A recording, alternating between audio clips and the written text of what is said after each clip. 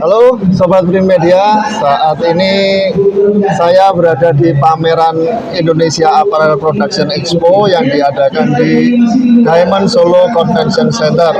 Pameran ini akan berlangsung mulai hari ini tanggal 20 hingga tanggal 22 Februari mendatang. Dan salah satu yang menjadi peserta pameran adalah PT Perdana Jati Putra, khususnya untuk divisi Large Format Printer. Nah, di samping saya sudah ada Bapak Johnson. Ya, halo semuanya, saya Pak Johnson. Selaku Kepala Cabang ya, Kepala Cabang untuk Jogja.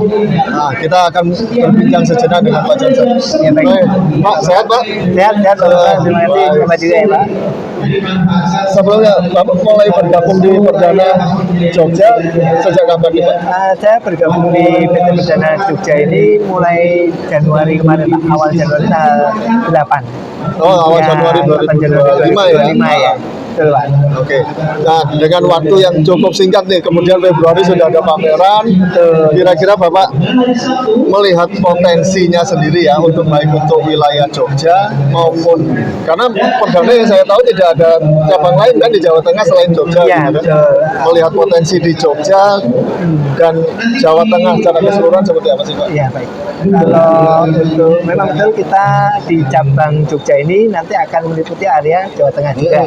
Masuk Semarang, Pati Kudus, Pekalongan, Purwokerto, nah itu kita dari cabang Jogja. Sementara yang saya lakukan selama ini setelah survei dengan beberapa market maupun customer, ya untuk potensi di Jogja itu sebenarnya masih ada.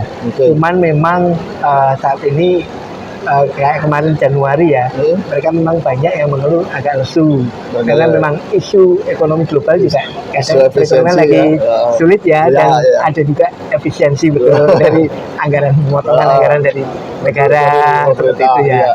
Tapi ya kita harus tetap optimis ya Pak Bambang ya, supaya memang kita untuk market ini karena setahu saya di Jogja itu ada beberapa pemain printing baru. Ya mereka buka printingan baru gitu ya. Tapi ya setahu saya memang mereka sebenarnya bukan baru sama sekali, tapi memang pemain mereka sudah pernah bekerja di dunia printing tapi baru membuka di awal di tahun ini. Buka sendiri ya. Betul. Ya. Mungkin kalau kita lihat dari sisi itu aja kan berarti kan istilahnya mereka masih mengharapkan ada market. Ya, potensinya untuk, sih masih ada ya. Customer yang akan membuat misalnya menciptakan print ke mereka. Nah, itu juga kita lihat potensi juga. Oh, berarti kita juga ada dong potensi market yang dimana mereka bisa beli mesin-mesin dari tempat kami. Oke, gitu. Itu Pak. Kalau selama ini Pak, Bapak melihat Jogja lah pada khususnya ya, teknologi apa sih yang sebetulnya banyak diminati oleh pelaku usaha di Jogja? Apakah tekstilnya kah, atau dari merchandisingnya dengan mesin-mesin UV dan lain sebagainya, atau yang seperti apa? Kalau saya lihat ini beberapa customer sih memang masih di digital printing pun mereka masih berkembang ya. Kalau untuk UV itu juga saya lihat beberapa customer banyak mencari juga untuk mesin UV karena memang kita juga saya variasi produk yang tadinya belum punya, misalkan hanya bermain di A3 atau printingan banner, mereka mulai merambah untuk membuat merchandise sebagai pelengkap di produksi mereka ya, seperti itu. Kemudian kalau untuk ini sendiri yang dikatakan ada apparel mungkin ya, ada banyak sublim, beberapa tempat sublim kita kunjungi, itu pun mereka ada beberapa yang masih pakai mesin lama gitu, mesin Mutoh gitu ya. Memang mesin Mutoh bagus, tapi secara kecepatan mungkin ya itu mereka kan hanya satu head, sementara mesin yang kita tawarkan di sini sudah ada yang 2 head bahkan 4 head dan ada yang 8 head juga. Nah tentu kalau untuk mengejar produksi tentunya lebih cepat. Mencoba untuk menaikkan kapasitas produksi mereka ya. Betul. Selama ini mereka masih menggunakan mesin dengan kapasitas rendah. Kemudian Bapak mencoba ditawarkan untuk kapasitas yang lebih tinggi lagi. Betul. Seperti itu. Ya, Oke. ada juga yang beberapa pemain DTR nih Pak, pemain sablon lah, pesanan sablon Oke. kaos. Mereka pun juga sebenarnya ada untuk keinginan ini ya, untuk membeli mesin DTR misalkan. Karena kadang memang kalau secara cost produksi, kalau dikatakan kita bicara cost produksi, sablon itu memang lebih murah. Ya. Kalau satu warna, Ya. ya. Kalau untuk yang beberapa warna, dan itu bisa di cover oleh mesin DTR, sablon manual nggak bisa menang itu harganya. Seperti itu. Jadi mereka memang pangsa pasar untuk DTR sebenarnya masih ada. Walaupun harga sekarang kalau dari teman-teman pelaku DTR mereka bilang harganya udah menurun. Tapi saya rasa pasar masih ada. Oh gitu. Oke. Pak, dengan Bapak ada di situ kan tentunya pasti ada target nih dari Ya. pusat gitu kan kepada Bapak. Sementara kita melihat pasar yang tadi Bapak bilang juga sedang lesu, sedang terpengaruh dengan berbagai berita-berita yang ada di luar. Iya. Kira-kira sekarang strategi apa yang akan Bapak jalankan untuk bisa setidaknya menumbuhkan market ini lebih menarik lagi seperti apa? Ya, baik. Ya, untuk strategi marketing kita sih sebenarnya sekarang kita harus lebih banyak jemput bola ya. Jemput bola ini yang harus kita lakukan.